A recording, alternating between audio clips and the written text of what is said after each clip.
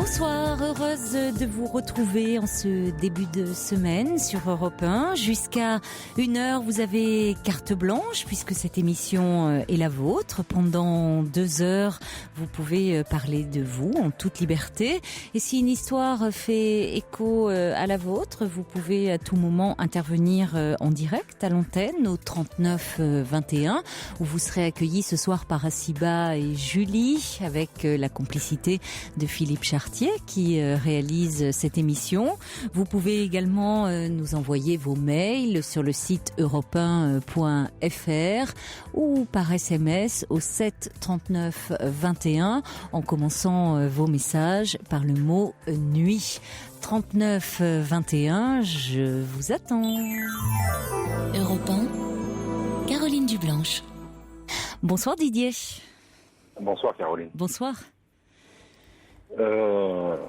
Alors c'est une histoire un petit peu compliquée. Voilà, je vivais avec une personne avec laquelle j'ai une petite fille. C'est une deuxième union en fait, parce que j'ai déjà un fils qui est actuellement âgé de 23 ans. Et la personne... Alors, Fifi me dit qu'il faut bien parler dans le combiné. Ah d'accord. Voilà, pour qu'on vous entende bien. Voilà. Vous m'entendez mieux là ? Oui, il y a un bourdonnement, mais on va essayer de faire avec. Oui, quand vous parlez bien dans le combiné, ça va mieux. Oui. D'accord. Et voilà, bon, et en plus, bon, en fait, avec une deuxième union, j'ai eu cette fille, la petite fille, qui est âgée de 9 ans, elle. Donc elle a 13 ans de différence avec son frère, on va dire. D'accord. Et bon, moi je vivais dans une région auprès de mon fils, quoi, parce que bon, voilà, c'était pour des raisons professionnelles et il y a eu quelques petits soucis avec sa maman qui, elle, était partie dans une autre région assez éloignée, à 800 km. Oui. Et la petite a eu des petits soucis, on va dire, plus psychologiques. C'est-à-dire qu'elle avait des problèmes d'alimentation, et puis bon, il y avait le manque qui était là, le manque du papa qui était là. Au moment de la séparation, ça s'y manifestait Quelques temps après quand même. Oui, et ça se traduisait comment au niveau de l'alimentation ? À manger très peu. Voilà, c'était au niveau scolaire. Enfin, il y avait pas mal de petits soucis, mais c'était plus. Je pense que le problème principal, c'était plus le manque du papa, quoi. Oui. Donc, en étant informé de ça, j'ai pris la décision de quitter la région d'où je vivais. C'est-à-dire, la personne, bon, j'ai tout quitté, hein, la personne avec qui je vivais. Ah oui. J'en ai parlé à mon fils qui m'a dit, vas-y, papa, fais-le. Oui. Donc, j'ai eu son autorisation parce que je voulais quand même que les choses soient bien cadrées. Donc, j'ai tout quitté pour me rapprocher de ma fille. Donc, votre travail vous donnait la possibilité de le faire ? Je me suis arrangé avec mon employeur qui bien sûr a été très compréhensif et qui m'a aidé à ce niveau-là, et oui, on a fait ça comme une mutation, quoi. Et puis bon, ça a arrangé les deux. En fait, moi ça m'a arrangé, ça l'a arrangé lui aussi, quoi. Donc voilà, au niveau je veux dire, au niveau du travail, ça posait pas trop de problèmes, quoi. C'était de toutes les façons, moi j'avais posé mon ultimatum, quoi. C'était soit il me gardait et on continuait comme ça, soit je partais quand même. De toutes les façons, il fallait que je me rapproche de ma fille, quoi. C'était le souci. Voilà. Et alors, vous avez quitté la compagne avec qui vous viviez aussi pour. Oui, c'est quand même un choix de vie difficile. Je lui ai demandé qu'elle m'accompagne. Elle, pour des raisons personnelles, elle a préféré rester sur place parce que bon, par rapport à sa famille. Puis bon, elle avait une fille qui était âgée de 13 ans à l'époque, donc elle a préféré, chose que j'ai très bien compris. C'est un peu trop près maintenant, Didier. Je suis désolée, vous allez me trouver très embêtante, mais on entend mal. Il faut que vous parliez bien dans le combiné, mais pas non plus trop près, parce que sinon, c'est pas très audible. Voilà. Il faut que vous parliez bien dans le combiné, mais pas non plus trop près, sinon on n'entend pas bien. Voilà. C'est que tout à l'heure, vous aviez un peu dévié. Ouais, on est à la radio, il faut que ça soit vraiment audible. Voilà, oui, donc votre compagne avait une fille et c'était compliqué par rapport à sa fille de vous accompagner voilà, donc, dans l'autre région. J'ai pris la décision par la suite de quand même tout quitter pour me rapprocher de ma fille. Oui. Ça fait environ 1 an que je me suis rapproché d'elle. Je vous rassure, la petite va très bien, très très bien. Mais alors c'est le papa qui va pas bien du tout, quoi. Voilà, je suis dans une région où je connais personne, où il est pratiquement, je veux pas dire impossible parce que c'est un terme, mais très très difficile de faire connaissance. Pourquoi ? Comment ça se fait ça ? C'est un petit peu la mentalité de la région, je pense, qui fait que, contrairement, même moi, j'ai été très très surpris parce que je pensais que ça allait être des choses faciles, mais en fin de compte. Mais c'est peut-être un peu récent aussi. Ça fait 1 an et demi. Oui, et là, c'est bon, peut-être. Il faut parfois un peu de temps avant 1 an. Alors, il y a des régions où c'est un peu plus rapide, d'autres où c'est un peu plus compliqué. C'est des concours de circonstances aussi. Mais dans votre travail, parfois c'est par le travail. C'est quand même un facteur de socialisation, le travail. C'est là où ça permet de rencontrer des gens et de se lier un peu parfois en dehors. Oui, mais le problème c'est que moi dans ma profession, vu qu'il s'agit d'une mutation, c'est-à-dire que je me retrouve tout seul. Je me retrouve tout seul dans la région où est ma fille. Oui. Donc le contact, on va dire au niveau professionnel, au niveau de ma profession, s'effectue la semaine, mais en dehors de la région. Parce que dans la région, je suis tout seul. Donc quand je rentre le week-end, je n'ai aucun contact avec qui que ce soit, quoi. Donc j'ai la solitude de la semaine parce que c'est un métier quand même qui est relativement difficile. Et j'ai la solitude du week-end. Bon, mis à part quand j'ai la petite avec moi, c'est vrai que je ne peux pas parler de solitude. Mais éloignez-vous de votre téléphone, Didier, parce qu'on vous entend vraiment mal. Hein. Ça crachote, désolé, c'est terrible. Ou alors c'est votre téléphone qui a un problème, hein. Peut-être le portable. Vous avez un fixe ou quoi ? Est-ce que vous avez un fixe ? Non, j'ai pas de fixe. Ouais, parce qu'on a vraiment un problème, ça crachote sans arrêt. Donc essayez de vous éloigner. Je vais faire que ça, rapprochez-vous, éloignez, mais ça crachote beaucoup, beaucoup. Est-ce que vous avez essayé, parce que je ne vais pas pouvoir vous garder longtemps avec ce problème de liaison téléphonique. Il y a Osiris qui dit, est-ce que vous avez essayé le site onvasortir.com ? Oui, j'ai tout essayé. J'ai essayé le site internet. Oui, parce que si vous voulez, à ce moment-là, quand on a du mal à trouver, à se lier avec des personnes, peut-être que je vous dis ce site parce que normalement c'est vrai qu'on ne fait pas de publicité pour des sites, mais c'est vrai qu'on a eu beaucoup d'échos de personnes comme vous qui parfois arrivant dans une région avaient du mal à faire connaissance avec d'autres personnes et qui ont été très satisfaits de ce site parce que c'est vraiment, alors pour faire des rencontres, mais le but c'est pas dans des rencontres amoureuses, c'est-à-dire vraiment pour sortir en fonction de vos centres d'intérêt. Et donc il y en a qui font de la randonnée, il y en a c'est du théâtre, il y en a c'est des restaurants, il y en a qui peuvent cumuler d'ailleurs plusieurs activités. Et puis après c'est toujours pareil, hein, il y a des sympathies, des affinités qui peuvent se créer. Puis après d'ailleurs il y a des personnes qui peuvent nouer des relations, comme on dit, et plus si affinité. Ouais. Vous connaissez ce site ? Oui, je me suis inscrit sur ce site. J'ai fait quelques rencontres, mais comment dire, sans situer la région, parce que je veux pas non plus me mettre les personnes à dos. Les personnes à dos ? Déjà que c'est dans le nord, c'est dans le sud, c'est dans l'ouest, voilà. C'est dans l'est ? Non, c'est dans le sud-est. Ah. Et c'est vrai que les personnes, autant ils vous ouvrent très vite la porte. Ils ont l'accent et tout, il y a les cigales et tout, mais ouais, c'est pas. Autant ils vous la referment très vite. Donc c'est assez complexe. En fait, en Corse, c'est, on va dire, actuellement, c'est un plan secondaire, quoi. C'est quelque chose de secondaire. En fait, moi, ce qu'il en est, c'est que moi, je me retrouve, déjà avec ma solitude. Il faut savoir que j'ai quand même un passé relativement difficile, une enfance difficile, un passé difficile, une adolescence, une rentrée dans la vie relativement, on va dire, entre guillemets, très difficile. Et il y a beaucoup de choses qui ressurgissent, qui reviennent, qui remontent à la surface. Et notamment ce soir, parce que j'ai appris que, j'ai appris, c'est mon fils qui m'a appelé et qui Oui. a des gros soucis. Donc, si vous voulez, je suis partagé entre mes deux enfants. Je suis un papa, malgré tout, très présent.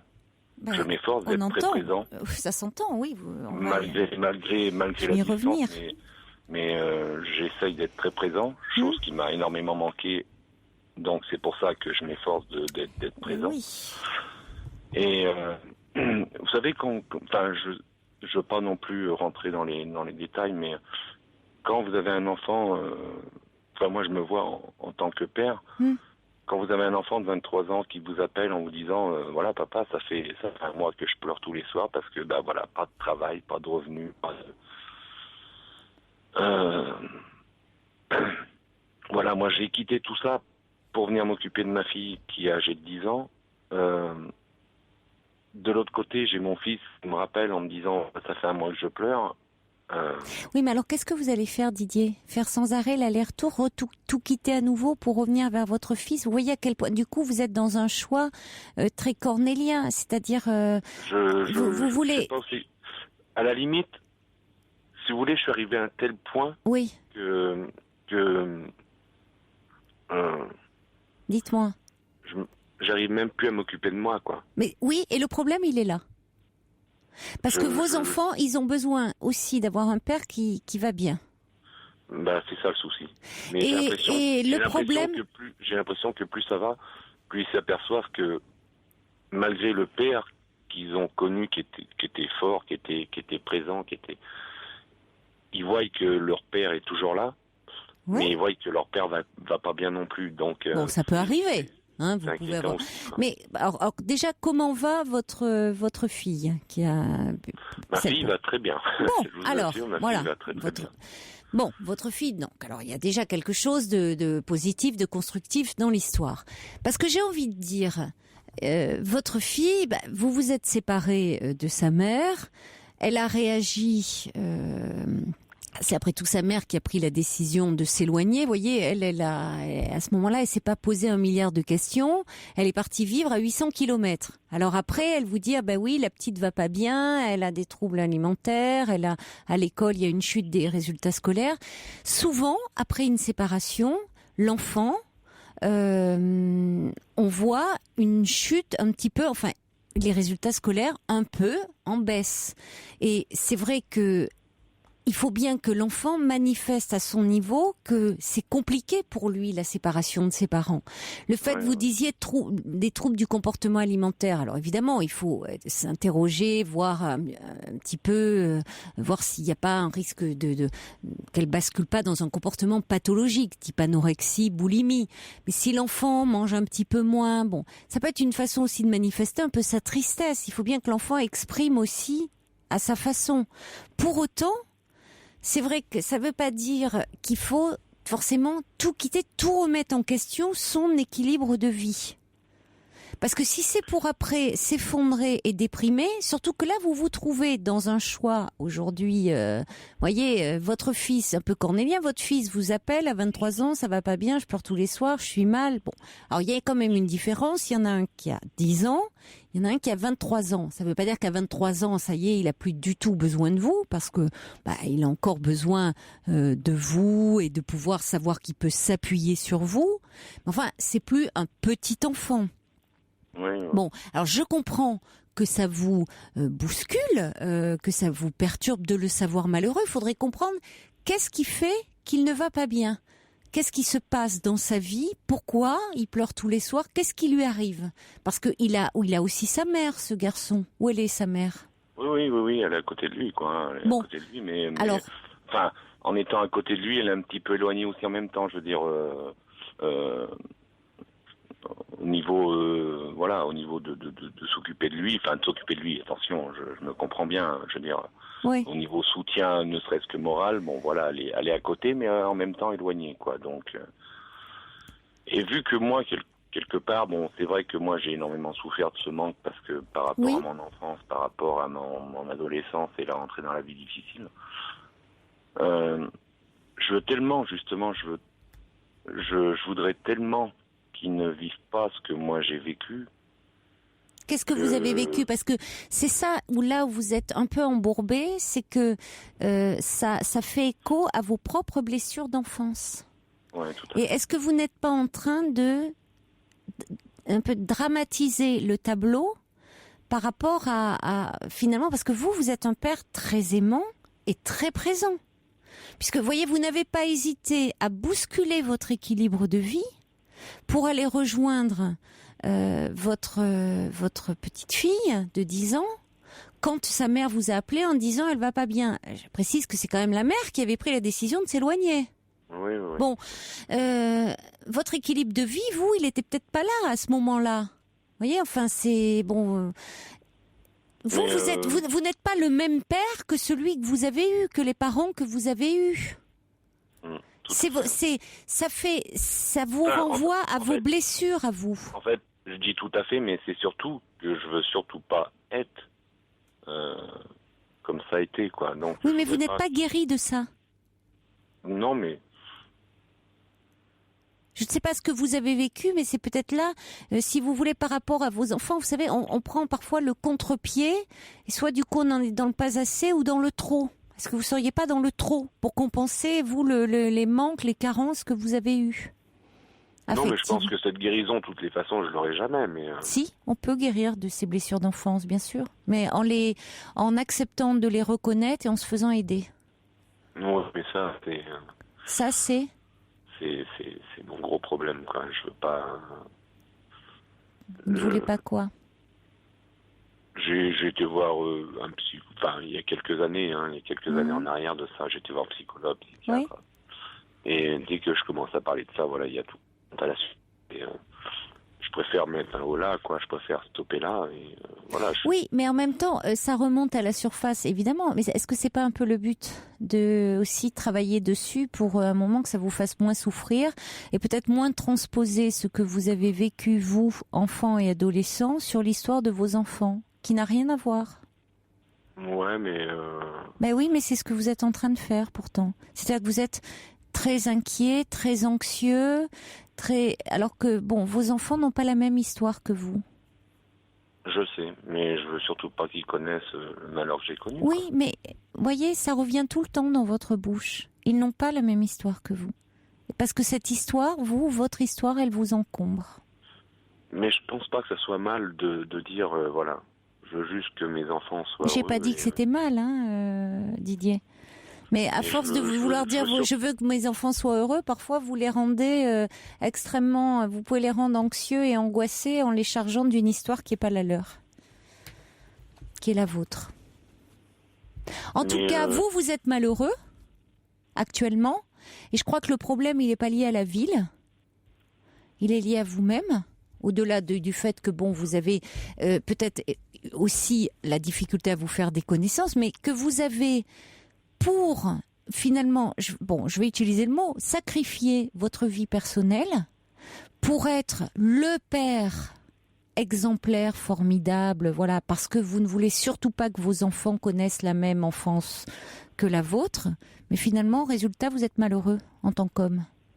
Est-ce que c'est la solution? J'ai juste envie de dire que moi, à partir du moment où mes enfants sont heureux, vous êtes heureux? Si je dois sacrifier quoi que ce soit, voilà. Alors pourquoi vous m'appelez ce soir alors? Je sais pas. Voilà. C'est pas juste pour me dire que dans votre région, les gens ils sont pas très sympas. Non, Caroline, non, mais voilà, c'est c'est un peu. Je crois que c'est pas, si vous voulez, vous pouvez évidemment, on peut à travers ces enfants réparer des choses de son histoire. Bien sûr, et ça peut vous aider. Mais je veux rien réparer par rapport à eux. Je veux juste qu'ils connaissent pas, voilà, le manque de. D'accord, mais ils sont pas dans le manque, vos enfants. Le manque d'un père. C'est vous qui êtes dans le manque. Oui. Oui, c'est vous qui êtes dans le manque, pour le moment. Le fait de comme vous, pour reprendre vos termes, et c'est le terme exact, ou toutes les façons de. Qu'un père, on va dire entre guillemets, mais je pense que le terme est exact, sacrifie sa vie pour venir aux besoins de ses enfants, c'est... Les enfants, ils ont besoin d'avoir des parents qui sont heureux aussi dans leur vie personnelle. Le sacrifice, c'est jamais bon. Parce que finalement, en grandissant, ils peuvent, si vous voulez, ça les met en dette. Ça les met en dette. Alors, on a déjà une dette de vie par rapport à nos parents. Ils nous mettent au monde, enfin, on est... Voilà, bon. Alors, si en plus, on a le sentiment que nos parents se sont sacrifiés pour nous, au nom de... Non, mais attendez, je vous le dis, moi. Je leur montre rien. Les enfants ressentent des choses, même si vous ne le dites pas. Si vous avez le senti... Si je dis une fois adulte, hein, vous avez donc les enfants ressentent des choses. Il faut leur faire conscience. Ils ont des antennes, hein, même si vous dites pas. Donc si ils n'avaient pas été là, vous auriez peut-être pu justement avoir une relation amoureuse, être plutôt dans un couple plus épanoui, ou vous épanouir socialement, avoir pu travailler, ou plus. Eh bien, les enfants se disent voilà, finalement, si j'avais pas été là, ou si mon père ou ma mère aurait peut-être été plus heureux, et finalement, il n'a pas pu faire ça, ou il aurait fait des études, ou il n'a pas fait ça parce que j'ai été là. Ça met en dette. Ça crée une dette. Et finalement, l'enfant se sent responsable de ça. Il n'est pas responsable, évidemment. Hein. Personne décide de sa venue au monde. Donc, si vous voulez, ce qu'on peut faire de mieux pour un enfant, c'est essayer... C'est compliqué parce qu'on a envie de donner évidemment le meilleur à son enfant aussi, mais c'est de pas s'oublier soi-même dans l'histoire. Voilà. Alors c'est compliqué dans votre histoire à vous parce que enfant, on vous a tellement oublié, vous avez une histoire difficile. Vous voulez surtout que vos enfants n'aient pas la même histoire. Ce que j'essaye de vous dire, c'est que vos enfants ont la chance d'avoir des parents qui sont présents pour eux. Et un père qui est aimant, une mère aussi qui est là pour s'occuper d'eux. Hein? Donc, ils n'ont pas la même histoire que vous. Vous devriez vous rassurer par rapport à ça. Mais votre histoire, elle est tellement présente que vous ne parvenez pas à vous rassurer. Oui, c'est clair. Et donc, finalement, vous avez du mal encore à vous occuper de vous, comme lorsque vous étiez enfant. Le fait de m'occuper de moi, c'est complètement secondaire. Voilà, je veux dire, voilà, comme quand vous étiez enfant. On ne s'est pas occupé de vous et aujourd'hui, vous avez du mal à vous occuper de vous. Donc rien que pour ça, ça serait important de prendre un peu le temps de vous occuper de vous. Mais c'est compliqué hein, quand on n'a pas été habitué. C'est ce que dit Nadège, qui dit en fait c'est vous Didier qui avez mal pour vos enfants. Et puis la même Nadège qui dit s'oublier pour compenser ce qu'on a vécu, c'est aussi se perdre. Et dans ce cas-là, on n'aide pas. Voilà. Allez, des petits mails pour conclure. Qui dit, alors il y a Marc qui redonne le site On va sortir. Il dit c'est gratuit et ouvert à beaucoup d'activités. Et qui ajoute, vous êtes jeune, il faut aussi vous changer les idées pendant vos moments de solitude. Ajoutant, Didier doit aussi penser à lui. Et c'est ce qui est compliqué pour vous. Oui, très compliqué. Voilà, alors là c'est le même Marc qui est à Toulouse, hein, c'est pas le sud-est, qui dit c'est le sud-ouest, il dit je vous envoie la chaleur du sud-ouest où il fait 17 degrés sur Toulouse ce soir. Bon, on n'est pas mieux lotis, hein. C'est un peu pareil. Alors il y a Zoé qui dit je recommande à Didier la lecture des contes pour guérir de Salomon. Comment elle dit, je sais plus le prénom. Oui, moi non plus. Tiens, j'ai un trou de mémoire. Il est hyper connu pourtant. Bon, enfin, vous trouverez. Voilà. D'accord. Essayez de prendre soin de vous. C'est aussi ce qui compte. Voyez. Et puis votre fils, vous pouvez être présent avec lui par téléphone et demandez-lui ce qui. Il peut avoir aussi des coups de blues dans sa vie. Ça peut arriver. C'est bien qu'il vous en parle. Vous voyez, il sait qu'il peut vous en parler, il sait, ça veut pas dire forcément que c'est extrêmement grave. C'est bien qu'il vous en parle. Non. Et vous pouvez contacter sa mère aussi. Sa mère est auprès de lui. Hein ce ne sont pas des choses graves. Je veux dire, c'est bon. C'est bien qu'il vous en parle. Ça veut dire qu'il sait qu'il peut compter sur vous, voilà, Didier. C'est toute la différence. Voilà, c'est des problèmes d'emploi, c'est des problèmes de pas mal de choses. Voilà, mais qui le rendent anxieux. Ce soir, il y a beaucoup de... c'est vrai qu'à l'heure actuelle, niveau emploi, bon, c'est pas très... Oui, c'est compliqué pour les jeunes gens, mais c'est source de stress. Et c'est important, vous voyez, il sait qu'il a son père et il peut en parler à son père. Et ça, c'est important. Donc, vous êtes là à son écoute. Voilà. Et puis, il peut aussi venir passer un week-end, vous retrouver. Et puis, si vraiment c'est trop compliqué pour vous, vous pouvez aussi changer, repartir. Après tout, pas obligé. Maintenant, votre fille va mieux. Il vaut mieux parfois la voir un peu moins souvent, mais en étant dans des moments de plus grande qualité. Parce que si c'est pour rester dans cette région et vous déprimer complètement, c'est pas la solution non plus. Hein ? C'est ce qu'on m'a dit, oui. Bah oui, c'est pas la solution non plus. Alors c'est Jacques Salomé, hein, le livre dont parlait Zoé. Voilà. Bon courage à vous, Didier. Au revoir. Je vous remercie, Caroline. Au revoir. Merci, au revoir. Pour dialoguer avec Caroline Dublanche, envoyez nuit suivi de votre message par SMS au 7 39 21. 50 centimes plus coût d'un SMS. Un message de Petite Fleur qui dit que Didier prenne soin de lui, bon courage à lui, des bises de soutien. Et Cyril qui dit on a tous peur à des moments de notre vie et vous avez si peur de votre histoire que ça vous rend malheureux. Et puis Alex qui nous envoie un petit mail qui dit j'adore mon fils Gabriel mais j'essaye de garder un équilibre avec ma vie personnelle pour éviter de l'étouffer car trop d'amour peut vraiment étouffer. Bonsoir Muriel. Bonsoir Caroline. Bonsoir. Je suis vraiment contente de vous avoir. Mais moi aussi. Ben, voilà, je vous appelle parce que j'ai mon mari qui est incarcéré depuis 5 ans. Oui. Il a pris une longue peine. Oui. Et voilà, bon ben aujourd'hui, il me fait pas mal de reproches par rapport à notre couple. Alors il me reproche le fait que depuis 5 ans, je ne lui montre pas assez mon amour. C'est compliqué, oui. Oui, c'est compliqué, surtout qu'on a une fille ensemble. Moi, j'ai 4 ans. Enfin, en tout, j'ai 5 enfants d'une première. Enfin, j'ai eu 4 enfants d'une première union. Quand il m'a connue, j'avais 4 enfants. Oui. Que j'ai élevés toute seule parce que j'ai vraiment eu. Leur père a été absent, donc je les ai élevés toute seule. Et ensemble, on a eu une petite fille qui, quand il est rentré en prison, elle avait à peine 2 ans. Oui.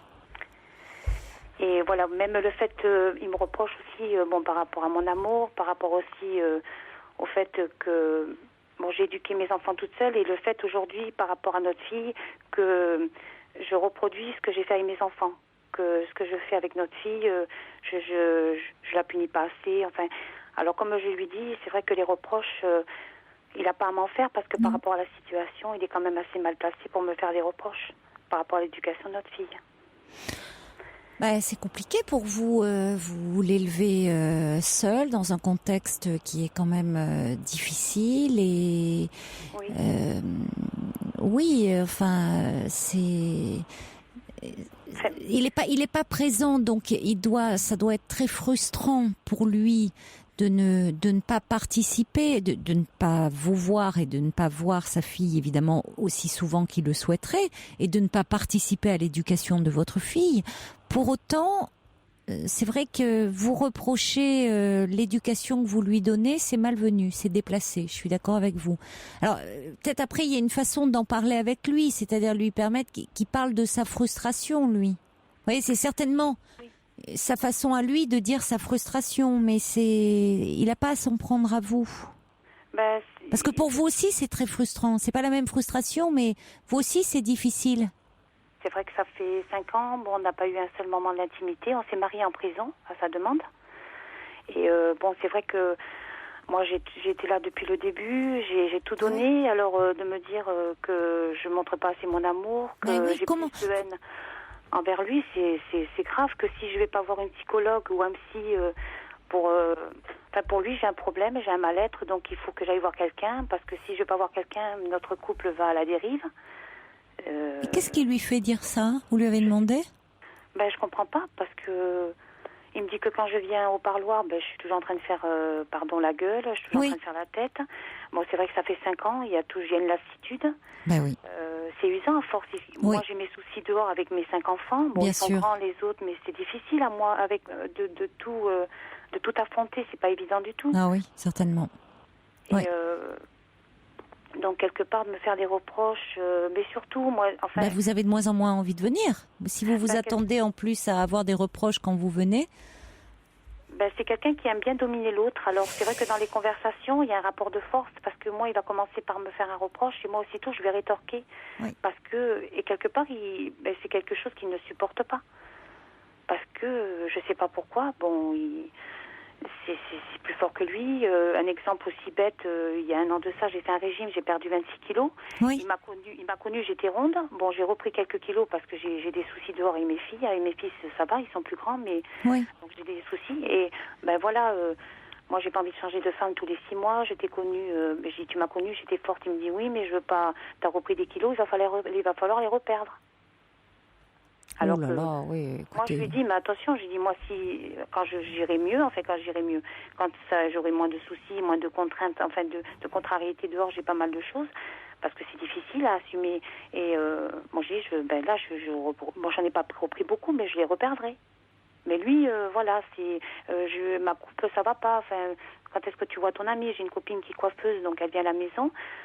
Enfin, vous voyez, c'est sur plein de choses. Oui, comme ça. il est en fait complètement de l'intérieur comme ça de la prison. Il est quand même, il est coupé comme ça de la vie en société et en même temps, il veut tout régenter, tout contrôler de votre vie. C'est un peu préoccupant, hein. Alors certainement, il se sent dépossédé. Il se sent, ça doit l'angoisser de ce que vous vivez, mais de plus avoir le rôle de chef de famille, mais là il y a quand même une relation d'emprise. Comment était-il, puisque vous l'avez connu avant qu'il soit incarcéré? Bon, comment était-il avec vous? Quelle relation aviez-vous avec lui? Il avait ce côté quand même un peu dominateur? Oui, c'était très compliqué parce que moi je lui ai toujours tenu tête. C'était très compliqué. On n'arrivait pas 2 fois. Enfin, on a vécu quelques mois à la naissance de notre fille, mais ça, pour lui, après, il a été dépassé par tous les problèmes avec les enfants à gérer, par son travail, par notre vie de couple. Ça fait qu'il a pris, toutes les contraintes. Il n'était pas habitué à voir tout ça, donc il est parti. Après, il est revenu, il est reparti. Avant son incarcération, on n'était plus ensemble. Parce que voilà, il était dans son truc. Je savais pas qu'il avait recommencé. Je savais pas tout ce qu'il faisait, mais c'est vrai qu'il était, il a toujours été, il avait besoin, il avait des amis, moi j'appelle pas ça des amis, mais c'est vrai que c'est quelqu'un qui a toujours besoin de se sentir valorisé, de se sentir au-dessus des autres, parce que tout petit, il a été abandonné, il n'a jamais été, il a connu une enfance très douloureuse, maltraitée, tout ça, il n'a jamais été reconnu par ses parents, sa maman l'a abandonné et son père, il l'a maltraité, et c'est vrai que, alors quelque part, il a l'impression nous c'était dur dehors. Quand il était dehors, on avait une relation vraiment très compliquée. Très, très compliquée. Et vous étiez quittés avant qu'il soit incarcéré? Oui, tout à fait. Parce que, pour ces raisons-là, parce que vous supportiez mal son excès d'autorité, le fait qu'il veuille tout dominer. Tout à fait. Oui. Pourquoi vous êtes remis avec lui alors, quand il a été incarcéré? Moi, il m'a écrit une première lettre à laquelle je n'ai pas répondu. Après une deuxième lettre, moi j'y suis allée surtout pour notre fille, parce que couper, même s'il s'en occupait pas pour autant dehors, parce que c'est vrai qu'il était souvent avec ses amis, il était souvent parti, 2-3 jours après il revenait, il venait voir sa fille. Et mais c'est vrai que par rapport à notre fille au début, c'était juste aller le voir. C'était pas encore. Oui, je comprends. Oui. Et puis moi j'avais dit, je suis allée toute seule, et après si notre fille, elle avait tout juste 2 ans, si elle n'avait pas accepté, si ça s'était mal passé, je ne l'aurais plus amenée. Ça aurait été terminé. Oui. Ça s'est fait. C'est vrai que je l'ai entourée beaucoup. Je tiens quand même à vous dire, même si sans aucune prétention, c'est quand même une petite fille qui a aujourd'hui 7 ans, qui travaille très bien à l'école. Si, vous pouvez en être fière, oui, c'est une petite fille qui fait des reproches d'un côté, mais elle est pleine de vie. Oui. Elle connaît son père qu'à travers la prison, ça c'est sûr. Oui, mais c'est bien. Je veux dire, il n'y a pas de. C'est bien. Je veux dire, c'est bien dans ce sens que vous n'en avez pas fait un secret, un non-dit. Vous lui permettez quand même le lien avec son père. Vous pouvez en parler. C'est-à-dire qu'elle n'en fait pas quelque chose de tabou. Du tout. Vous voyez, il y a des familles où ça peut pas se dire, où ça devient un secret de famille. Donc, pour vous, en plus d'éduquer vos 4 autres enfants d'une première union, il y a cette petite fille que vous avez avec cet homme qui est incarcéré. Bon, c'est quand même très compliqué ce que vous avez à assumer. Donc je trouve que les reproches qu'il vous fait de dire que par moment vous arrivez, vous êtes un peu fatigué et que vous n'avez pas la bonne coupe de cheveux et que vous avez pris du poids. Enfin, franchement, je trouve ça très choquant. Oui, c'est pour très ça déplacé. Voilà, je voulais votre avis parce que moi, il m'a dit que, enfin, ce week-end on s'est vu et il m'a dit t'as une semaine pour prendre une décision parce que. Quelle décision? Et surtout vous dire d'aller voir un psy. À quel motif? Est-ce que lui voit quelqu'un? Mais moi, je lui ai dit, mais parce qu'il y a quand même ces conditions en prison, il faut qu'il y ait un suivi psychologique. Oui. Il l'a vu au début, et puis comme il s'accrochait avec la personne, il a arrêté. Ah ben vous voyez, oui, mais en plus lui, il a vu quelqu'un parce que c'était une injonction thérapeutique. Voilà, tout à fait. D'accord, oui, mais enfin, il s'est accroché avec le psy. Ça. Voilà, et c'est depuis le début, il est allé pas longtemps, et après, bon, moi maintenant, il me dit que si je vais pas voir quelqu'un, et que parce que pour lui, j'ai un mal-être, j'ai quelque chose, que ça va pas, on part à la dérive. Et après, il m'a dit, tu le regretteras, parce que on dirait que t'attends le clash. Et moi, je lui ai dit, non, c'est parce que toi, je lui ai dit, attends, quand tu vas y avoir le clash, c'est là que tu vas te rendre compte de beaucoup de choses. Mais c'est quand même assez, voyez, c'est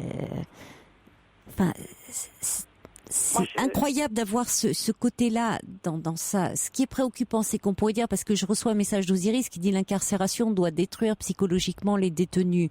Bon, il est clair que la prison est très dure, évidemment, psychologiquement. Oui. Mais vous dites que avant son incarcération, il avait cette personnalité, comme ça, très à vouloir tout dominer, tout contrôler, que d'ailleurs vous l'aviez quitté pour ces raisons-là.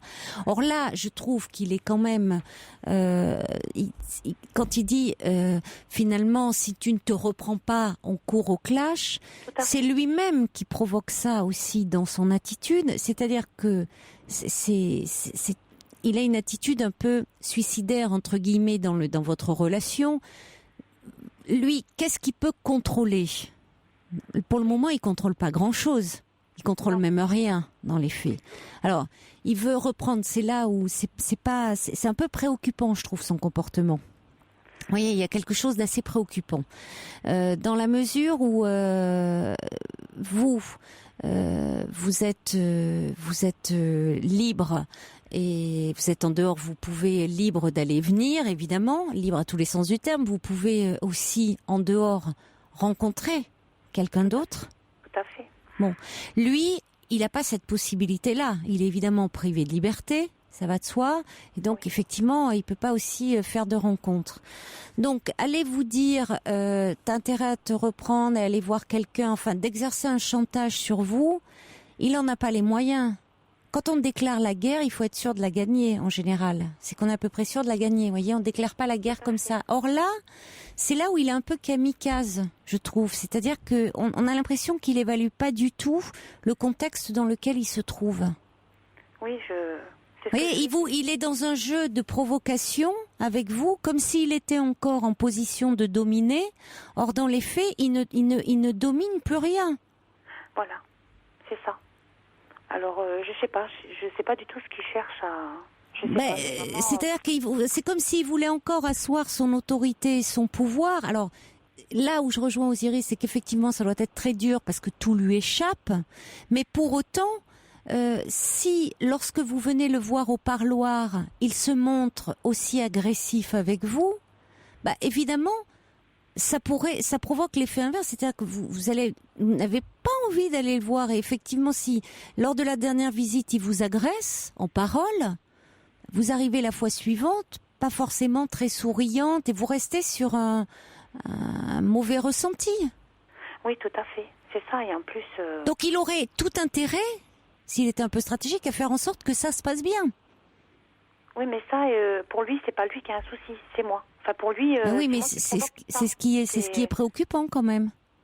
Et c'est ce que je lui ai dit quand il m'a conseillé d'aller voir un psy. Je lui ai dit, mais va voir un psy, toi. Va oui. Quand même faire De toute façon, si vous voulez aller voir un psy, enfin, c'est pas à lui de vous l'imposer. Ça fonctionne pas comme ça, voyez. Voilà, il y a plein de choses qu'il essaie quand même. Ma mère parle de manipulation. Je trouve, oui. Quelque part. C'est un manipulateur parce qu'il essaye. J'ai l'impression qu'il essaye de me faire culpabiliser. Comme si c'est vous qui aviez un problème, comme si c'est vous. Enfin, il évalue pas aussi le fait de ce que ça représente d'élever seul 5 enfants. Hein. En termes de fatigue, en termes de fatigue physique, psychologique, en termes de difficultés économiques. Oui, tout Parce à fait. que vous assumez aussi financièrement seul. Voilà, tout à fait. Il n'y a que vous qui travaillez. Enfin, je veux dire, il n'y a qu'un salaire à la maison. Voilà, sans compter tous les déplacements, parce qu'au début il n'était pas loin, mais après il a été transféré assez loin. Donc Mais il y c'est avait, ça. Les prisons tous les sont les déplacements. centres. Oui. Là maintenant il est rapproché parce que moi financièrement, voilà, on a demandé à ce qu'il soit à côté de moi, mais c'est vrai qu'il se rend pas compte depuis 5 ans tout ce que je peux, tout ce que j'ai donné, tout ce que j'ai C'est pu ce que faire dit pour lui. Ninon. Elle dit quels sont vos sentiments vis-à-vis de lui. Elle dit si vous avez le sentiment que si c'est en train de baisser, de diminuer, essayez de vous en éloigner car il vous apportera jamais rien de bon. Ninon qui a dit vous avez beaucoup de courage. Et puis Isa dit quand même cet homme est gonflé, il a voulu se marier avec elle pour la tenir, c'est quand même vous qui assumez tout, dit-elle, et puis quelqu'un dit félicitations pour votre grand courage et pour élever votre fille seule avec votre mari qui est incarcéré, votre fille réussit bien à l'école, donc vous faites vraiment au mieux. Bah oui, j'ai toujours fait au mieux. Alors il y a Cathy qui dit il sait qu'il a ce pouvoir sur vous. Oui, parce que dans les faits, c'est là où il y a quelque chose qui ne va pas. C'est-à-dire que lui, quel pouvoir a-t-il? Il est dans les murs de la prison. Alors, Oui. Vous voyez, dans les faits, c'est la liberté, c'est vous qui l'avez. Alors, à quel point vous avez beaucoup de contraintes, on a bien compris, hein. Élever seul 5 enfants, en termes de fatigue, de contraintes économiques, mais vous avez la possibilité à un moment de dire, après tout, si cette relation ne me convient plus, de l'arrêter. Il vous fait peur, cet homme? Non, j'ai jamais eu peur de vous lui. n'avez jamais eu peur de lui, d'accord. Je pense qu'il le sait. C'est pour ça aussi que quelque part ça le dérange. Parce que quand on a D'accord, non, parce qu'il pourrait vous intimider, d'accord, selon la peine la raison pour laquelle il a été condamné, vous pourriez avoir peur de lui, de représailles. Non, il ne vous fait pas peur. Bon, ça c'est important. Du tout. Non, c'est vrai que, pardon de vous couper, c'est vrai que quand moi j'étais enceinte de notre fille, et il a mal accepté au début parce que c'est arrivé très vite, mais moi c'était pas provoqué du tout. Bon, elle est là, au contraire, je suis la plus heureuse des mamans. Oui. Mais c'est vrai que il m'a souvent menacé de prendre ma fille je dis ma fille parce que. Oui, c'est votre fille aussi, votre fille, mais de prendre ma fille et de la mener loin. Souvent, c'est pour ça que je lui ai pas laissé. On s'est battu. On a pris un avocat parce qu'on s'est battu. Et c'est vrai que c'est quelqu'un qui est assez. Mais moi, mis à part ça, non, parce que j'ai pas peur de lui. Et quand il y a ces rapports de force et que je m'impose, je dis mais non, je suis pas d'accord. Il me dit arrête de faire l'homme avec moi. Ouh là là, oui. Parce que quelque part, il pense que je veux prendre le dessus, alors que non. Je dis simplement, moi, je donne mon avis. Je me suis jamais. Alors, voyez, mais pour lui, voilà, l'homme doit. Il a eu ce schéma-là. Alors, évidemment, il a eu une enfance, comme vous dites, très très difficile. Il a été maltraité et malheureusement, c'est ça, mais y compris d'ailleurs dans son parcours actuel dans son parcours de délinquance, son histoire d'enfant doit peser dans la balance. C'est triste, c'est une triste histoire dans le fond que vous êtes en train de nous raconter, y compris au sujet de cet homme. Pour autant, vous ne devez pas vous en payer l'addition. Tout à fait. Mais c'est vrai que mais dans sa conception qu'il doit avoir et peut-être du couple qu'il a eu sous les yeux, l'homme, est dans la domination, peut-être dans une forme de violence, dans la prise de pouvoir brutale, dominateur. Si ce n'est que vous savez répondre mais voilà, vous devez vous préserver. Et à un moment, si cette relation ne vous convient pas, comme vous l'aviez fait à un moment, prendre du recul. Et par rapport à votre fille, comme vous dites, elle peut voir son père, puisqu'après tout, alors quand il n'était pas incarcéré, vous dites qu'il n'était pas très présent pour elle, mais après tout, pour votre fille, là, elle le voit. Il y a des associations qui aussi, si vous avez besoin de prendre un peu de distance, qui s'occupent aussi par rapport aux enfants de faire le lien entre les enfants de personnes incarcérées et leurs parents. Oui. Vous pouvez leur faire appel à elles. Oui, je sais qu'il y a un jour dans la semaine où qui est réservé aux papas séparés, divorcés et qui peuvent voir leurs enfants. Par rapport à cette association, par rapport à. Vous voyez, il y a des associations qui peuvent faire le lien pour justement, si à un moment vous preniez la décision de ne plus le voir, vous, d'arrêter votre relation, mais que vous souhaitiez que votre petite fille continue à voir son père, une association pourrait prendre le relais. Tout à fait, oui. Si vous ne voulez pas pénaliser votre fille par rapport à son père. Voilà. Il y a Yves qui dit ces erreurs à lui sont à la base de votre situation actuelle que vous assumez pour moitié à sa place et vous devriez être considéré au contraire. Donc Tout Yves à qui fait. vous dit réagissez. Il y a Orchidée qui dit il est chanceux de vous avoir cet homme alors qu'il ne semble pas s'en rendre compte. C'est ce que je lui ai dit. Je lui ai dit que le jour où il y aura un clash, parce qu'il me parle de ce clash, c'est là où il se rendra compte des choses. Alors il y a Alex qui dit est-il possible qu'il veuille détruire la relation sans l'avouer directement? Finalement il y a quelque chose, quand je disais suicidaire, un peu autodestructeur, oui. C'était plus ça que suicidaire, autodestructeur. Il y a Laurence de Picardie qui dit laissez ce monsieur espacer les visites quelque temps. Enfin espacer, c'est vous qui les espaceriez puisque lui il n'a pas grande marge de manœuvre, il en a aucune même. Ne culpabilisez pas, il vous reproche votre liberté quelque part, ça se comprend, certes, mais c'est pas une raison. Voilà, c'est ça. C'est-à-dire qu'on peut comprendre certains points de vue, mais ça ne justifie pas qu'il vous le fasse payer de la sorte. Oui, mais c'est vrai qu'avant j'allais le voir 4 fois dans le week-end, puisqu'on a possibilité. Maintenant j'ai 3 fois. Et je pense aller le voir que 2 fois pour essayer un petit peu de... Ouais. Oui, vous avez raison. C'est ce que dit Léa aussi, qui dit il met toute la faute sur elle. C'est là qu'il y a quelque chose de problématique. En plus, il la rabaisse. Je trouve que c'est très mauvais signe. Voilà. Et puis Petite Fleur qui dit pardon, mais l'enfance malheureuse n'excuse pas de tout. Votre auditrice doit réussir à se défaire de son emprise pour retrouver sa liberté. Oui, c'est bien sûr que j'ai jamais dit que c'était une excuse. J'ai ajouté tout de suite. Je disais que c'est une triste histoire parce que évidemment, il y a on ne naît pas délinquant. Il faut quand même le rappeler aussi ça. Alors après, je ne suis pas en train de justifier la délinquance. Je suis pas en train de dire et de leur de donner un blanc-seing en disant bah oui voilà ok ils sont délinquants, pas du tout, et qu'il y a des gens qui ont eu des enfances terribles, il y a eu des enfants maltraités qui pour autant ne deviennent pas évidemment des délinquants. Mais souvent dans les parcours comme ça des personnes qui ont vécu des choses, on retrouve des parcours très très chaotiques. Tout, mais ça n'excuse pas. On est bien d'accord. Non du tout. Bon. Mais c'est vrai que lui, il n'en est pas. Il a déjà côtoyé la prison pendant plusieurs années déjà. Il connaît. C'est un récidiviste. Alors, je citais l'association. Il y a Osiris qui me dit Passerelle, l'association qui s'occupe pour les enfants de détenus. C'est ça. Il y en a peut-être. Il y en a d'autres. Vous devez connaître. Vous pouvez demander aux. Oui, je peux demander par rapport à la ville, enfin par rapport là où j'habite. Je pense qu'il doit y avoir une association.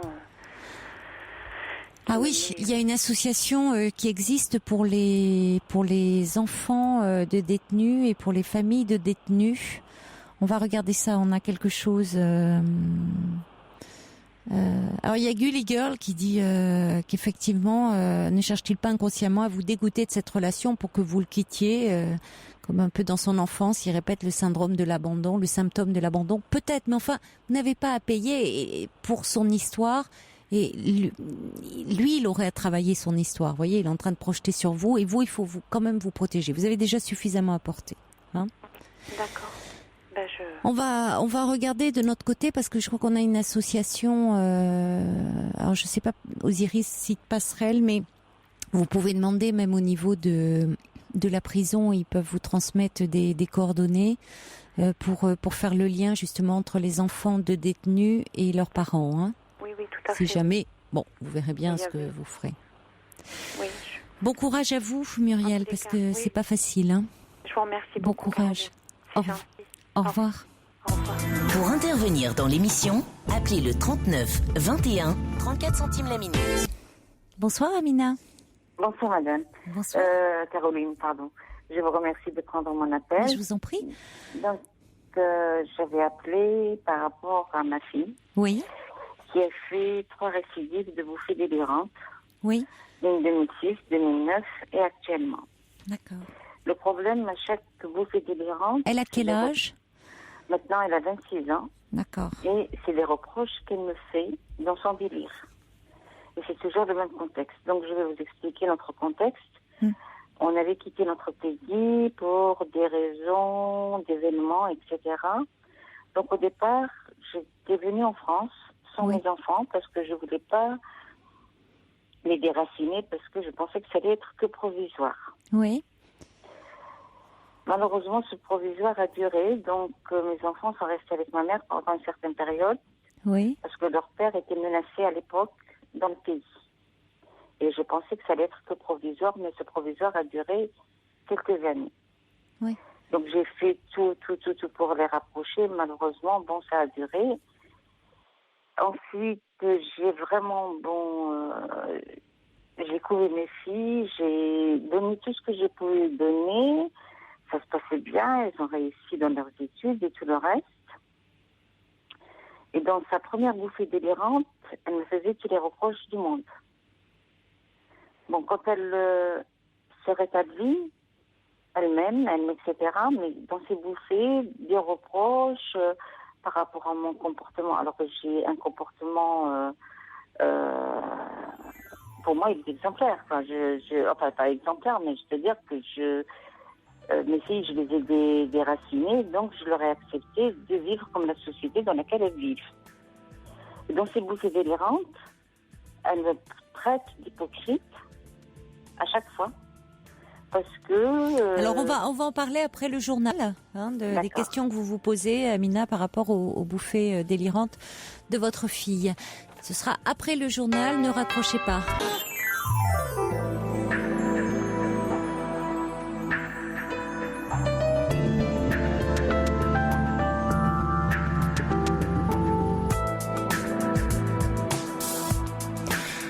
La nuit se poursuit sur Europe 1. Vous pouvez continuer à appeler le 39 21 pour nous parler de vous. Vous pouvez également composer ce numéro si un témoignage vous touche.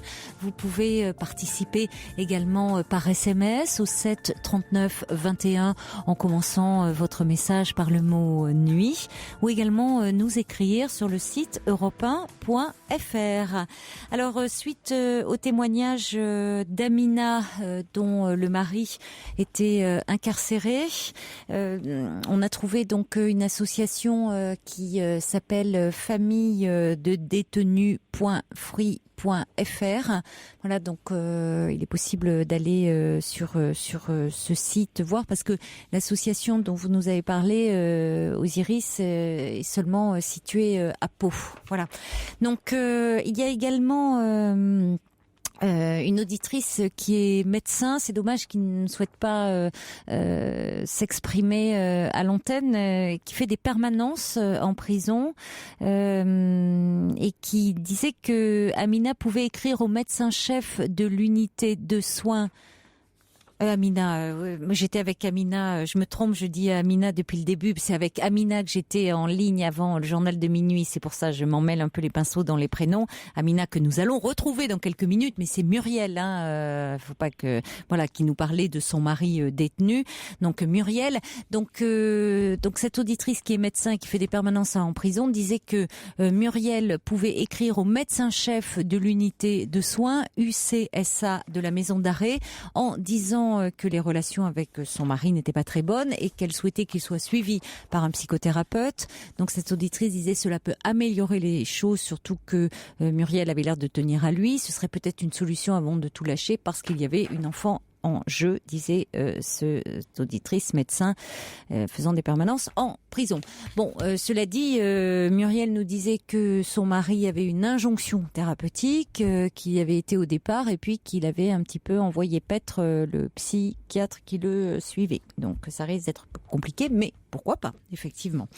Alors, un mail également d'Hugo qui lui revenait sur le témoignage de Didier qui était le premier auditeur et qui nous disait que au moment de la séparation avec la mère de sa fille, eh bien, sa fille de 10 ans avait une baisse des résultats scolaires, s'était mise à moins manger, donc Didier n'avait pas hésité et puis avait quitté sa compagne, sa région, et était venu s'installer près de sa fille, mais que dans la région où il était, le sud-est, ça se passait pas très bien parce qu'il avait du mal à nouer, à faire des nouvelles connaissances et donc il se sentait pas très bien. Hugo nous envoie un mail en disant: ayant élevé seul mes enfants, souvent ils m'ont dit tu devrais connaître une femme. À chaque fois qu'ils me voyaient avec une amie, ils avaient un sourire et me disaient ah, au départ je pensais qu'ils avaient besoin d'une mère, mais avec le recul je m'aperçois qu'ils pensaient surtout à mon bonheur. Alors, nous allons retrouver maintenant Amina, effectivement. Donc, Amina, vous, c'est votre fille de 26 ans qui vous préoccupe parce que, elle a eu 3 bouffées délirantes. Hein 3 ans d'intervalle pour chacune d'entre elles et régulièrement suivies par un psychothérapeute, par un psychiatre, etc. Et le problème, dans son délire, c'est toujours les mêmes histoires qui reviennent. Je vous dis, on était issus d'une société, on se retrouve dans une autre société. Parlez bien dans le combiné, Amina, je vous entends mal. Je parle directement dans le combiné. Le son est pas bon, mais bon. Donc,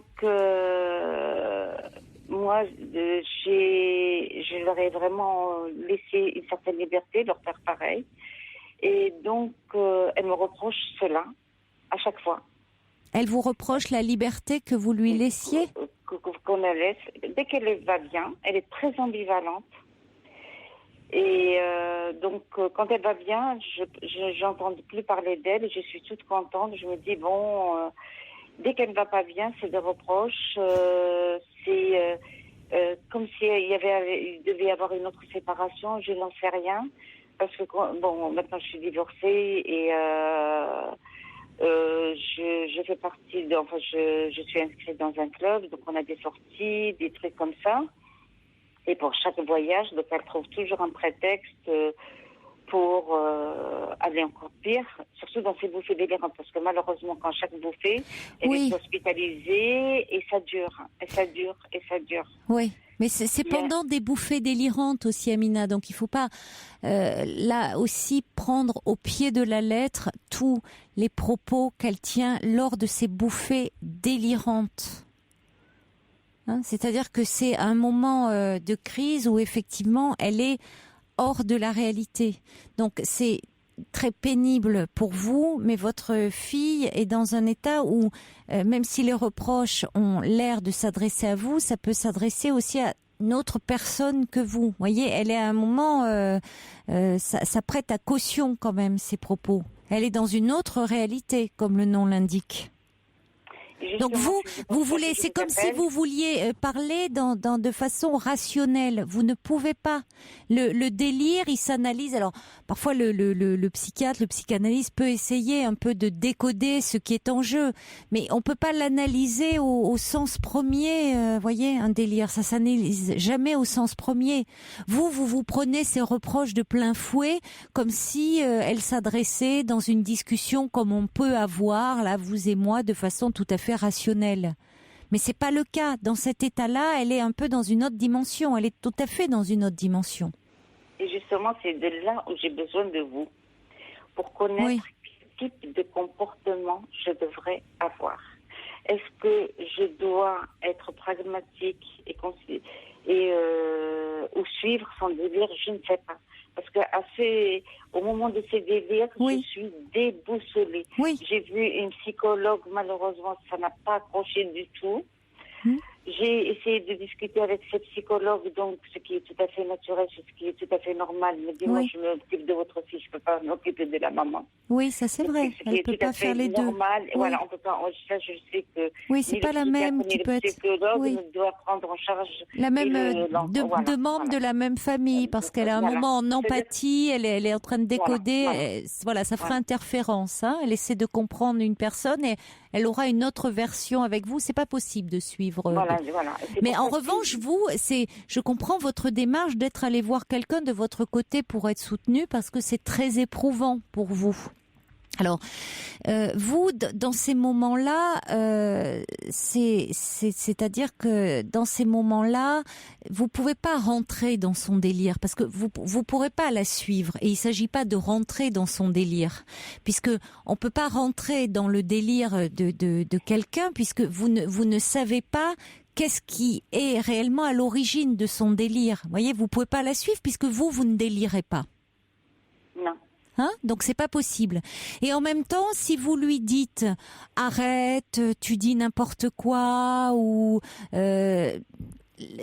ne sert à rien non plus, ça n'a pas de portée puisque la personne elle est convaincue de ce qu'elle dit, de ce qu'elle ressent, puisque c'est vraiment, si vous voulez, ça fait partie à ce moment-là de sa réalité, ça devient sa réalité à elle. Hein, c'est sa réalité interne, si vous voulez. Je vais prendre un exemple. Quelqu'un qui aurait par exemple, des hallucinations visuelles. Qui verrait, voilà, qui a une hallucination visuelle. Bon, vous allez lui dire, écoute, mais non, c'est n'importe quoi. Moi, je ne vois pas un diable en face de moi. Je ne vois pas. Qu'est-ce que tu racontes là? Eh ben, lui, cette personne, elle va vous soutenir qu'elle le voit. Donc, vous pouvez avoir, ça sera un vrai dialogue de sourds, parce que de fait. Dans certains délires, il y a des hallucinations visuelles ou auditives ou parfois on dit kinesthésiques, c'est-à-dire on peut sentir des choses. Donc, quand on ne délire pas, effectivement, vous n'allez rien voir, vous n'entendrez pas de voix qui vont vous parler. La personne, elle les entend réellement. Donc ça sert. Alors, ce que vous pouvez dire à un moment, vous pouvez dire bon. Moi, je ne les entends pas. Ou apaise-toi.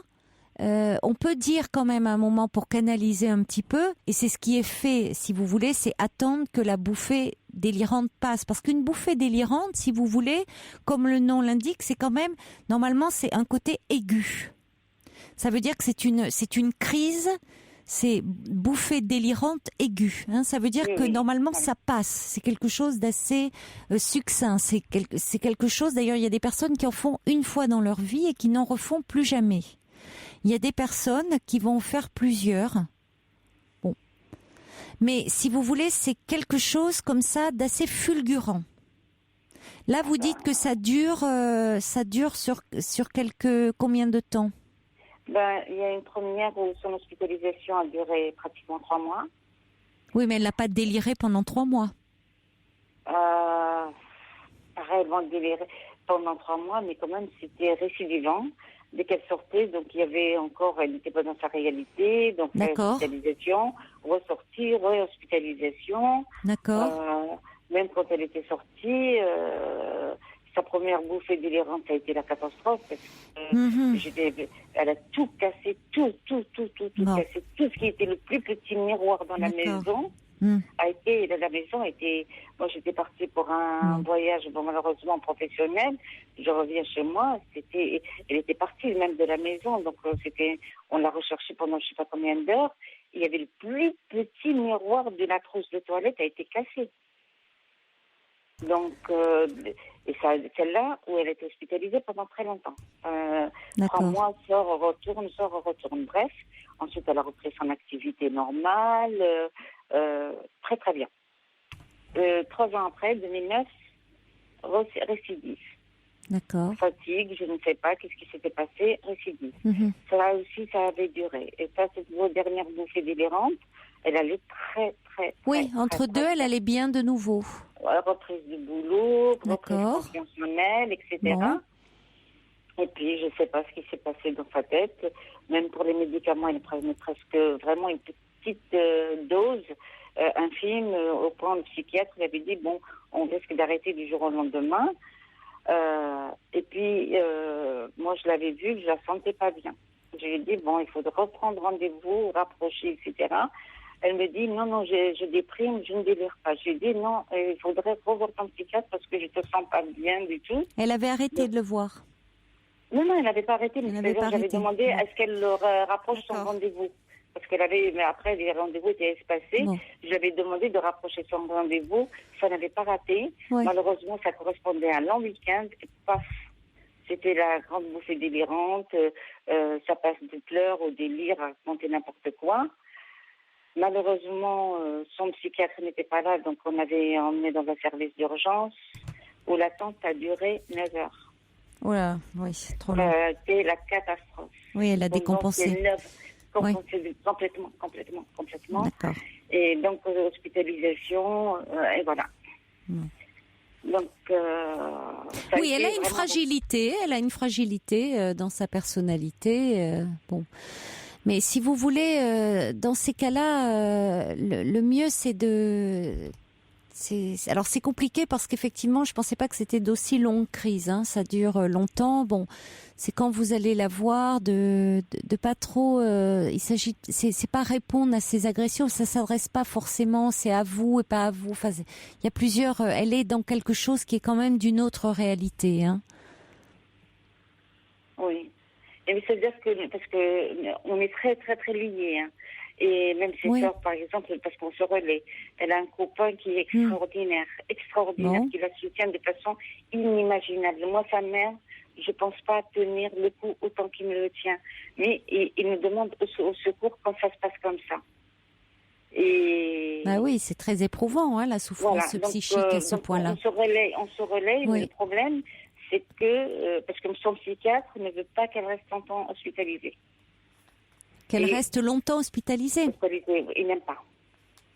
Le risque après, si vous voulez, c'est toujours un petit peu problématique, c'est qu'elle s'enferme aussi trop longtemps dans un statut de malade, hein, de malade dans la maladie mentale. Donc je comprends aussi qu'il essaye de la maintenir. Elle lui fait une confiance, elle ne fait confiance qu'en lui. Mais c'est très bien, ça c'est formidable qu'elle ait une relation de confiance en son psychiatre et qu'elle puisse avoir un suivi évidemment médicamenteux, plus une psychothérapie, mais à l'extérieur, hors les murs de l'hôpital. Oui, on peut essayer ça. Vous voyez, c'est-à-dire ça ne veut pas dire la lâcher.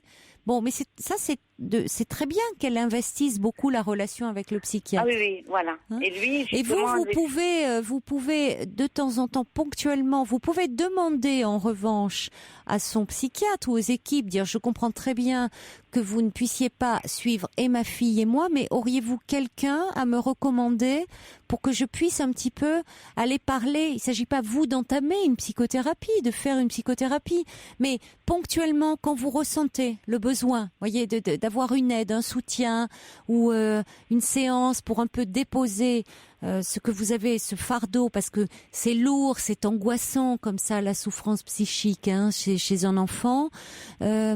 Pouvoir ou savoir un peu quelle attitude adopter, parler un peu de votre histoire, savoir. Il peut vous donner les coordonnées d'un confrère. Vous pouvez lui demander. Parce que moi, j'ai été parce que là, j'ai changé de ville.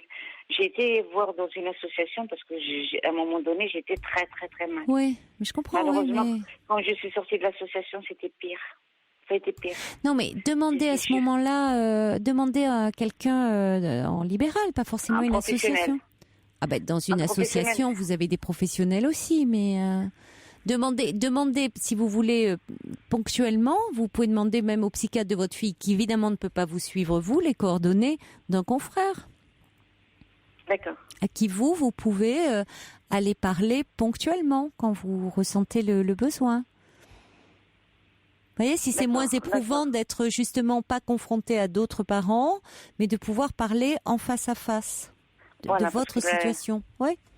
D'accord. Oui, parce que vous avez pu entendre des situations qui étaient angoissantes. Vous aviez vraiment besoin de parler de vous. Ouais, c'était catastrophique. Oui, ça vous remontait pas le moral, au contraire, ça vous. Pas du tout. Oui, je comprends. Très, très, très forte avec tout ce que on a vécu ces derniers. Enfin. Oui, vous avez vécu des choses difficiles dans votre histoire. Mais l'exil, enfin, la situation, à un moment, de voir la confier que vous n'aviez pas d'autre choix, aussi, à un moment, la laisser à sa grand-mère. Tout ça a pu la fragiliser, puis elle a peut-être quelque chose dans sa personnalité aussi. Bon, c'est comme ça. Elle a à faire son parcours. Elle est bien suivie, apparemment bien. Elle fait confiance à son psychiatre. Voilà, il faut faire confiance aussi. Elle a une fragilité là. Ça veut pas dire que elle peut pas tout à fait se remettre. Entre ces bouffées délirantes, elle se remet. C'est plutôt encourageant. Ça. C'est plutôt bon signe. Voyez, elle reprend son activité. Donc c'est bon signe. Technique, etc., où elle travaille, où elle est prise. Alors, ça va. Elle n'a jamais chômé. Bon. En dehors de ces Alors trucs, c'est plutôt vous aller voir quelqu'un à ce moment-là pour trouver un soutien. Hein? Je vous remercie infiniment. Bon courage, Amina. Au revoir. Merci bien, au revoir. Pour parler à Caroline Dublanche, Appelez le 39 21, 34 centimes les minutes. France Gall avec ce texte magnifique, évidemment.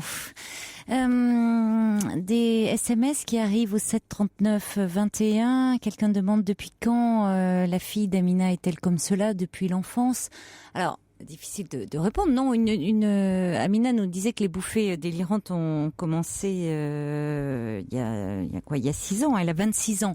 Non, on peut faire une bouffée délirante comme ça subitement. Comme le nom l'indique, c'est bouffée délirante aiguë. Ça veut dire que jusque-là, c'était asymptomatique, il n'y avait pas de symptômes, et à un moment, la personne se met à délirer. Et encore une fois, il peut y avoir une bouffée délirante. Et la personne peut ne plus jamais en refaire. Simplement, alors il y a un suivi parce que ça veut dire qu'il y a quand même une fragilité. Donc il y a un suivi médicamenteux, il y a un traitement de psychothérapie pour consolider justement la personnalité. Parfois, ça peut être l'entrée dans une maladie. Donc on surveille un petit peu l'évolution. Alors, Alex dit comment se manifestent ces bouffées? Quelle est la teneur des propos? J'imagine qu'on ne peut pas simplement les ignorer. Non. Bien sûr que si vous voulez, c'est tout le travail aussi de la thérapie, de voir un peu ce qui est en jeu, ce qui se dit au moment de ces bouffées délirantes, parce que c'est important. Mais je dirais, c'est pas l'entourage de décoder ça, parce que c'est très angoissant pour l'entourage de voir comme ça un proche, quelqu'un qu'on aime basculer. La souffrance psychique est terriblement angoissante pour la personne qui en est atteinte déjà, c'est très lourd, et évidemment pour l'entourage de voir une personne qu'on aime du jour au lendemain être si différente. Donc c'est pas, on peut pas se comporter, d'ailleurs ça aurait pas lieu d'être en professionnel, on peut pas interpréter, analyser un délire, c'est déjà très dur en tant que professionnel d'interpréter un délire. Bon, donc c'est pas aux proches de le faire. Alors il y a Marc qui nous dit: chez un patient en psychiatrie, pendant les phases délirantes, le monde est différent. La réalité est totalement en décalage. En 2009 et en 2010, j'ai eu une phase délirante et paranoïaque avec les médias et Europe 1 entre autres. Il me semblait que dans mon délire, je faisais tourner le monde et les infos et autres événements. Mais à la différence de beaucoup de patients, je me souviens de tout, nous dit Marc. Oui, on peut se souvenir, effectivement. On peut garder trace de certains de ces délires, et notamment dans les délires de paranoïa. Alors, on va maintenant changer de sujet et accueillir Aude. Bonsoir Aude. Bonsoir Caroline. Bonsoir. Voilà, j'appelais par rapport à ma situation. Donc j'ai 28 ans. Jusqu'à présent, j'ai toujours été attirée par les hommes. Et là, je suis attirée par mon ex-collègue qui est un peu plus âgé que moi, oui. Qui est marié, qui a 2 enfants. Et j'ai réussi à la revoir malgré le fait que je ne travaille plus avec elle. Mais je ne sais pas trop comment lui montrer mon attirance. Ou est-ce que je dois lui en parler ou essayer de le faire comprendre, ou je ne sais pas trop. Alors, vous me dites déjà, vous voulez vraiment lui en parler. Ce que vous me dites, c'est quelqu'un qui, a priori est marié, a 2 enfants, donc déjà qui n'est pas particulièrement a priori attiré par les femmes. Alors, évidemment, ce qui peut vous encourager, c'est que vous me dites que jusque-là, vous étiez, vous aussi attiré par les hommes. Donc, si vous vous dites, après tout, si vous avez pu être attiré par une femme, pourquoi pas elle, c'est ça ? Oui. Mais ce qui est valable pour vous ne l'est pas forcément pour elle. Non. Mais comment le savoir si vous ne vous le tentez pas? Si je n'essaye pas ou si je lui en parle pas. Qu'est-ce que vous aimeriez lui dire? Que je trouve que c'est une femme attirante, tout ça, et pourquoi pas aller jusqu'à des câlins, mais après je veux pas c'est direct, couple, ni rien. Mais... C'est hyper direct là pour le coup. Vous voyez, là on n'est plus dans la suggestion. Enfin, parce que comme approche, je trouve que c'est si elle est pas parce que vous, elle vous plaît depuis un moment, vous réfléchissez, mais pour le coup, si elle est pas du tout dans le même registre, ça peut être un peu choquant. Oui, ça peut être un peu choquant. Voilà. Après, il faut l'entendre aussi comme ça.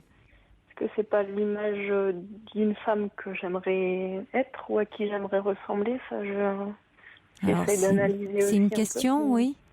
Oui, qu'est-ce qui vous plaît chez elle, justement? Quand vous dites c'est une femme attirante, en quoi vous attire-t-elle?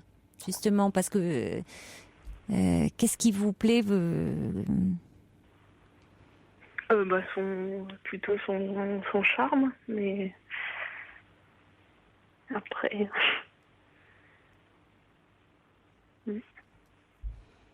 Oui, mais au-delà, parce que au-delà de quand vous dites c'est peut-être une femme, est-ce que c'est pas, vous vous posez la question, une femme que vous aimeriez être?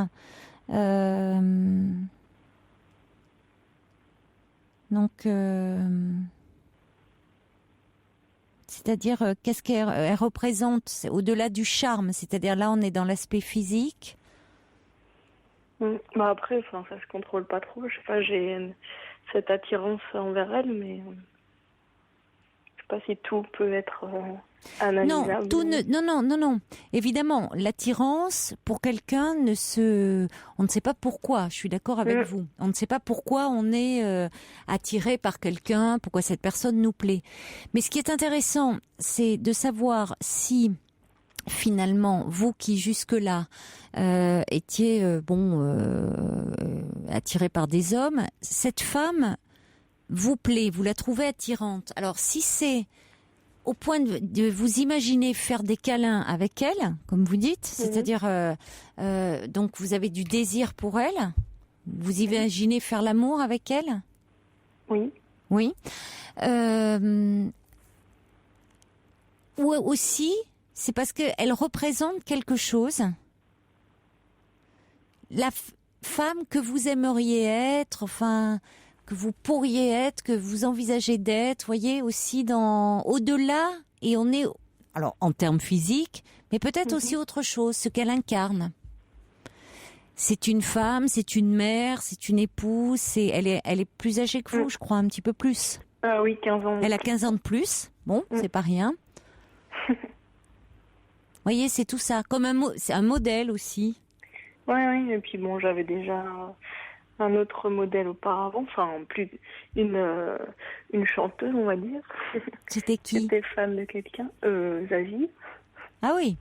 C'est un super... Que j'ai rencontré aussi. Donc ça m'a permis de comprendre que c'était quelqu'un comme tout le monde. Donc ça m'a fait du bien de voir que c'était pas la femme idéale, forcément. Oui, alors, je me pose la question si c'est parce qu'elle lui ressemble un peu, elle a à peu près le même âge. Alors, est-ce que c'est pas plutôt ça? Ah oui, comme si c'était un peu un transfert de, finalement, Zazie, que vous avez rencontré. Et ça a permis un peu, du coup, de moins fixer sur Zazie. Enfin, c'est-à-dire de toujours l'apprécier en tant que chanteuse, mais pas forcément fixer sur elle. Où vous étiez très fan? Il y a une période, oui, après. Quand vous étiez adolescente? Oui. D'accord. Oui, au moment où on a besoin de modèles pour s'identifier. Oui. Hein, Ça, je l'ai compris après. Et est-ce que là, ce serait pas plus ou moins la même chose? C'est intéressant si elle ressemble un peu à Zazie, si c'est ce style de femme. C'est le même style. Vous tournez autour. Donc, qu'est-ce qu'elle représente? C'est ça, c'est-à-dire Zazie, ce côté, elle a un côté comme ça, assez. Alors c'est vrai que beaucoup de charme, ça c'est indéniable. Zazie du talent, ok, mais non, oui. Je ne vais pas vous dire le contraire. Moi, j'adore aussi Zazie. Hein, donc, bon. Mais elle a une côté... finalement, elle a un côté aussi très, très spontané, très, très nature, assez naturel, assez... hein. Après, je suis aussi nature et spontanée, mais est-ce que c'est vraiment de l'amour ou de l'attirance physique, ou est-ce que c'est pas un modèle vers lequel j'aimerais tendre. C'est ce que dit Cathy. La désirez-vous ou avez-vous le désir qu'elle vous désire? Être proche d'elle, finalement. Non, mais être proche d'elle. Oui. Faire partie de son cercle de... Vous voyez, comment vous étiez proche? Quand on travaillait ensemble? Oui. Non, puisque on travaille beaucoup, donc on ne faisait que se croiser. Et ça a été à la soirée de mon départ où là, je l'ai plus remarqué. Et c'est là où j'ai été attirée par cette femme que je ne connaissais pas plus que ça, mais après je l'ai revue et... Oui, mais c'est au moment de votre départ, jusque-là, non. Pas plus que ça. C'est intéressant quand même.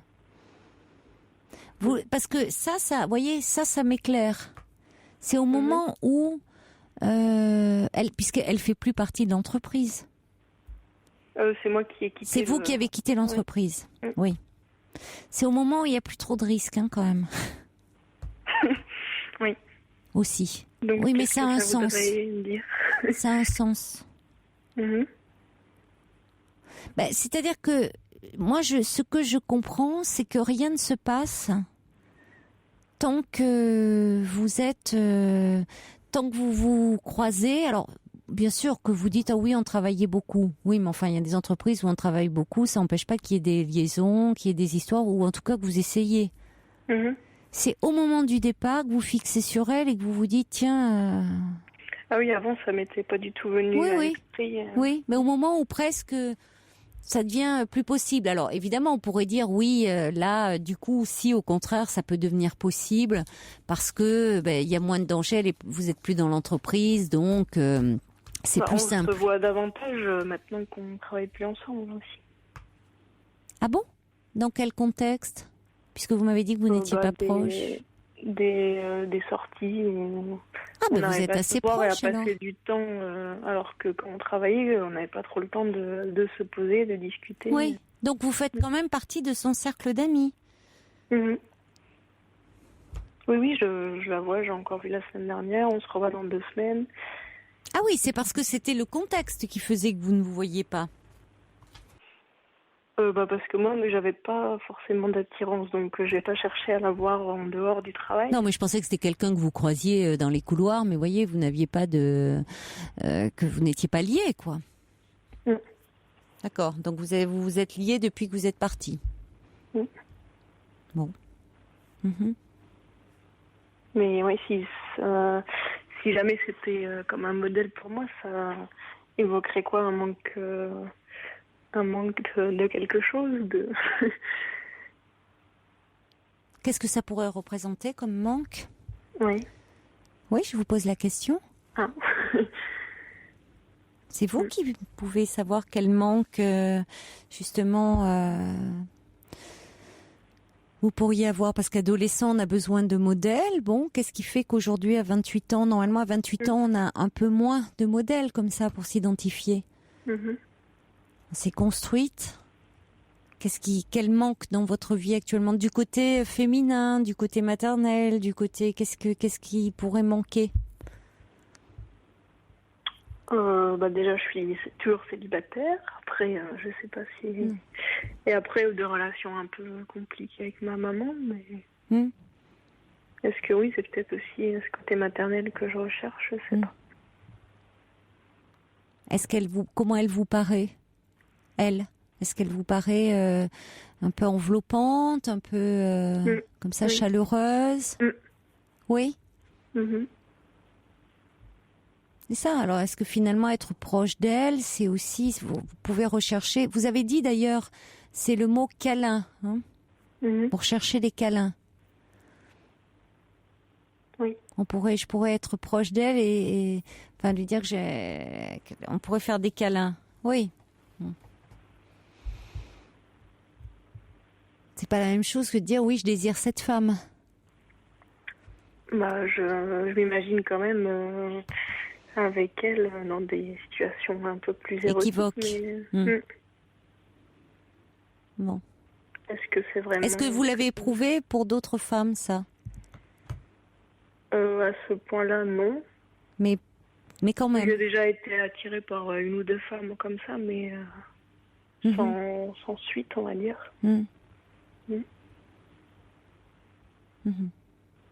Bon, le problème, c'est que si vous êtes proche d'elle et que vous y trouvez comment dire, vous avez du plaisir à être en sa présence, en sa compagnie, je crois qu'il faut pas l'aborder de façon aussi directe, quand même. Hein. Parce que vous ne savez jamais comment elle peut percevoir les choses. Donc lui dire, tel que vous le dites au départ, que vous la trouvez très séduisante et que vous aimeriez faire des câlins avec elle, je trouve que c'est trop rentre dedans. Ben oui, c'est pas parce que vous, c'est votre façon, dans votre ressenti, parce que vous prenez le risque aussi d'être rejeté. Vous ne savez pas comment elle peut réagir. En tout cas, elle peut dire, ça peut. Alors, soit vous dites voilà, vous exprimez ça, mais en sachant qu'elle peut dire bon, dans ces cas-là, d'être rejetée, c'est peut-être un bien grand mot, mais en tout cas mettre de la distance avec vous, parce qu'elle ne conçoit pas elle peut ne pas concevoir la relation sur ce mode-là. Et donc en se disant si j'inspire ces sentiments à Aude, je vais mettre un petit peu de distance. Parce qu'elle peut vous envisager comme une amie et rien d'autre. C'est pour ça que j'ose pas trop agir de cette manière, parce que j'ai pas envie de ne plus la voir non plus. À ce moment-là, vous pouvez lui parler, dire à ce moment, voir comment elle réagit, si voir que vous avez été déjà eu des attirances, que parler de vous un peu par rapport comment elle se situe déjà par rapport à l'homosexualité, par rapport au fait, comment. Alors après, on peut être très ouvert par rapport à l'homosexualité, et puis en même temps, quand quelqu'un vous fait directement des avances et de votre cercle d'amis, c'est encore différent. Parce que ça peut être un peu gênant. Ce qu'il faut éviter, Aude, c'est de la mettre mal à l'aise. Parce que ça sera pas bon pour vous. Il faut pas la mettre mal à l'aise, cette femme. Or, si son désir, si elle n'éprouve pas la même chose que vous, et que vous lui exprimez trop directement votre désir, elle va être mal à l'aise. Surtout que, comme vous le dites, vous êtes assez ambivalente. Donc oui, donc tant que c'est pas très clair, tant que c'est pas très clair, voilà. Hein. Alors est-ce que cette femme, c'est finalement là vous avez une zazie avec qui vous pouvez, vous voyez, que vous pouvez un peu toucher, partager, vivre au quotidien. Alors c'est très tentant. Bon, hein, c'est tant que vous lui demandez pas d'autographe, bon. Vous pouvez lui dire, tu me fais penser à Zazie, que j'adore, et bon, j'étais très fan quand j'étais ado. Oui, je sais que c'est pas non plus normal d'être fan pendant une période, si, mais il faut que ça passe, mais c'est passé. Allez, rien que pour le plaisir. J'ai l'impression que c'est un peu le même genre de choses avec elle. J'ai pas compris, la même chose que quoi? La même attirance, en fait. Que pour Zazie, à l'époque. Que pour Zazie, la chanteuse. Oui, mais alors, vous voyez, c'est pour ça que ça mérite réflexion. Parce que quand vous l'avez rencontré pour de vrai, comme disent les enfants, c'est un peu retombé. C'est-à-dire que vous vous êtes dit, finalement, je l'ai rencontrée, elle est formidable, elle a beaucoup de talent, mais ça a un peu, finalement, votre cœur là de fan et tout ça, dire, vous la trouvez toujours aussi formidable, mais vous avez pu vous approcher d'elle et ça a permis de remettre un peu les choses à leur place dans le réel. Alors peut-être que le fait d'être un peu proche, alors c'est vrai que peut-être ça vous libérerait de pouvoir dire, je ressens, avec toi je me sens, tu me fais penser, comme quand j'étais ado, j'avais une passion pour Zazie, et je trouve que tu lui ressembles, et finalement c'est curieux, j'ai l'impression de revivre un peu mes passions d'adolescente. Vous pouvez lui dire de cette façon-là, un peu, bon, voir comment elle réagit. Oui. Mais parce que vous êtes assez ambivalente, quoi.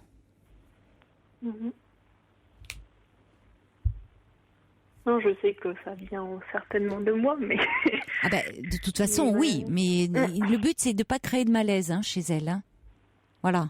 Donc, n'y allez pas trop direct.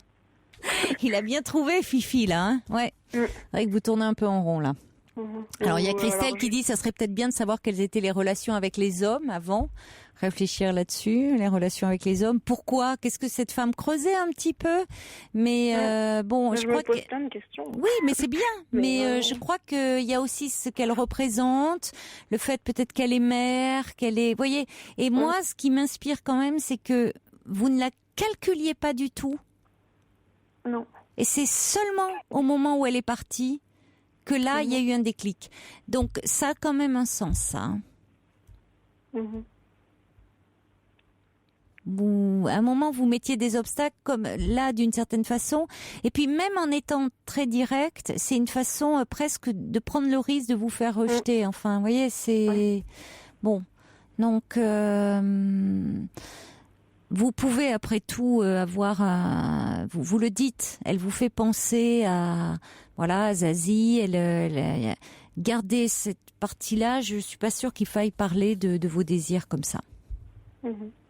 Ce que dit Eda, votre état émotionnel, pour le moment, vous permet pas d'être objectif. Prenez peut-être un petit peu de recul.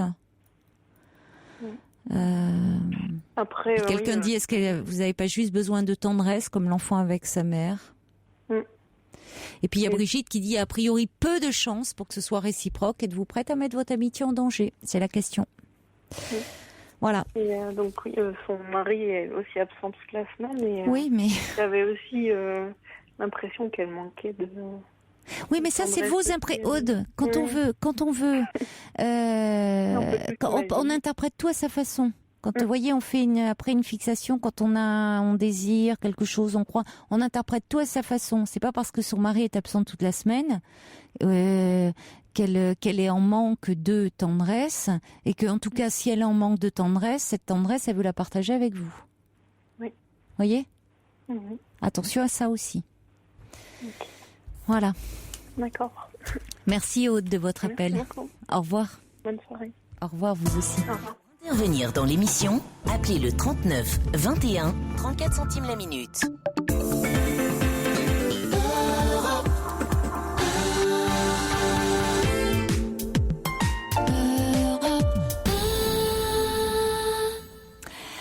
Alex dit « Aude continue-t-elle d'être attirée par les hommes en même temps? Ce serait peut-être le signe que son attirance est temporaire. » Oui, c'est une bonne question, en effet. Bonsoir Geneviève.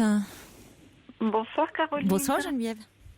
Bonsoir Caroline. Je vous écoute. Je suis très contente de vous entendre. J'écoute souvent votre émission et Merci. je vous félicite. Caroline, je vous appelle parce que je voudrais avoir un conseil, bien sûr. Oui.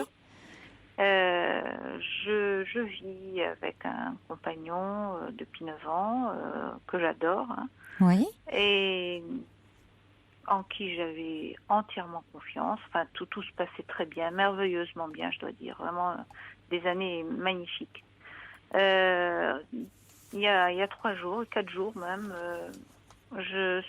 il laisse son portable près de moi et il s'en va prendre sa douche et son portable reçoit un message et je ne sais pas pourquoi, chose que je n'ai jamais fait parce que je soupçonne absolument rien, j'ai entièrement confiance en lui. J'ai regardé quel était ce message et je vois un titre évocateur qui parle d'amour,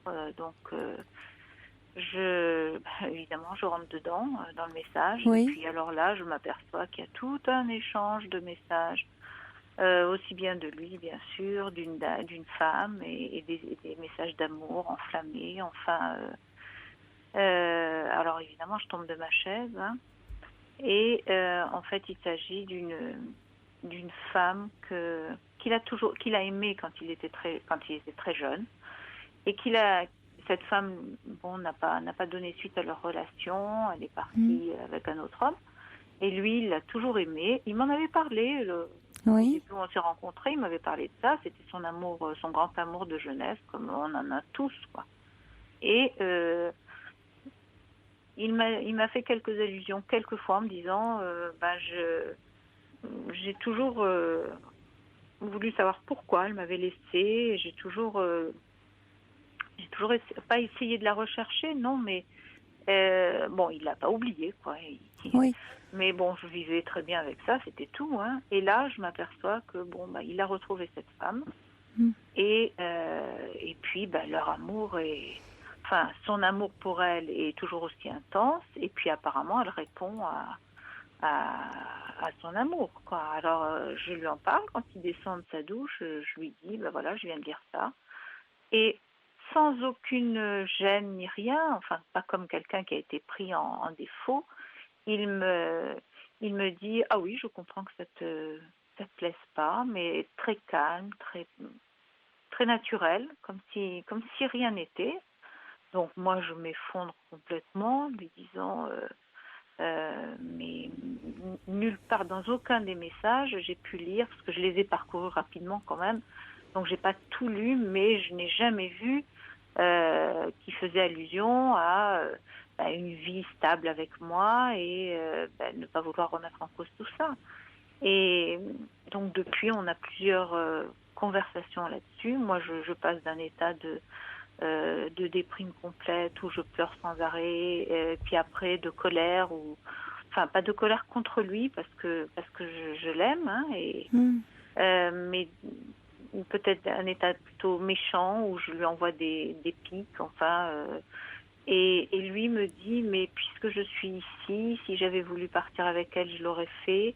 Je suis ici, je suis comme avant, je suis toujours aussi gentille, et c'est vrai. Il est toujours attentionné, il me prend dans ses bras. Oui, d'accord, c'est important. Oui, c'est important, mais moi, comment je dois réagir? Comment je sais pas, parce que moi, je suis sans arrêt en train de me dire, oui, d'accord, il me prend dans ses bras, mais dans sa tête, il pense à elle, oui. Voilà. Oui, ça vous insécurise cette histoire. Oui, vous vous dites, oui, je comprends. C'est effectivement pas très agréable. Hein. On peut comprendre votre réaction. Il faudrait peut-être pouvoir. Alors, en même temps, vous êtes là, vous êtes bien dans le réel. Vous êtes la femme qui partage sa vie, qu'il connaît, avec qui il vit. Et cette autre femme, il a quitté, comme vous dites, c'est un amour de jeunesse qui finalement n'a pas voulu de lui finalement, qu'il a laissé. Il est resté sur quelque chose d'inachevé. Après quoi court-il? Après sa jeunesse, il y a quelque chose, vous voyez, d'un peu d'une nostalgie, de quelque chose. Il a en tête une jeune fille, une jeune femme. Pas certain que la femme, elle lui plairait. Il est resté sur cette période-là de sa vie. Vous savez qu'il vous aime, vous, ce que vous êtes là, dans cette relation. Là, il y a une nostalgie d'une époque de sa vie, de sa jeunesse. Donc, j'ai envie de dire, quelle attitude adopter? C'est un peu compliqué, évidemment, mais il vous aime, vous. Et c'est vrai que là, peut-être qu'il faudrait pas donner. On n'est pas sur le même plan, c'est-à-dire que quand il vous dit que c'est avec vous qu'il est, oui. C'est-à-dire que ne pas donner à cette femme peut-être l'importance, de lui faire prendre trop d'importance. Si vous êtes agressive avec lui, ou si vous allez le pousser encore plus dans cette histoire un peu virtuelle. Je le comprends, un peu virtuelle, mais je doute maintenant qu'elle ne soit que virtuelle, parce que évidemment, je soupçonne beaucoup de choses, je ressasse dans ma tête. Oui, maintenant vous êtes inquiète. Maintenant, je suis très inquiète, hein, je suis déstabilisée complètement. Et je pense qu'il l'a revu. Oui, alors là, il l'a rencontré. Donc là maintenant, il connaît la femme actuelle. Il est plus dans un rêve de. D'accord. Vous pensez ou vous en êtes certaine? J'ai trouvé alors que je le cherchais pas, mais j'ai trouvé une note de restaurant. Oui, c'est embêtant parce que bon, c'est malheureux parce qu'on arrive à la fin de cette émission et on peut pas poursuivre. Peut-être que si vous voulez me rappeler qu'on en parle un peu plus longuement, parce que ça mériterait, ça pose question de qu'est-ce qui fait qu'on va retrouver comme ça un amour de jeunesse et quelle place ça vous donne à vous, voyez, ou peut-être clairement là en parler avec lui et dire en tout cas vous pouvez pas, c'est pénible pour vous cette situation, mettre un peu les choses à plat et dire, ou alors qu'est-ce qui fait que qu'est-ce qui lui manque pour qu'il aille chercher dans cette relation. Il va peut-être lui dire rien, il me manque rien. En tout cas, il y a peut-être une nostalgie actuellement par rapport à cette jeunesse, pas par rapport à vous, mais peut-être d'une jeunesse enfouie. Et c'est peut-être pas vous. Je pense que c'est pas vous qui êtes en cause, c'est par rapport à lui. Mais rappelez-moi pour qu'on en parle si vous le souhaitez. D'accord. À une prochaine nuit, Geneviève. Au revoir. Très bien. Au revoir, Caroline. Très belle nuit à vous. Faites de jolis rêves.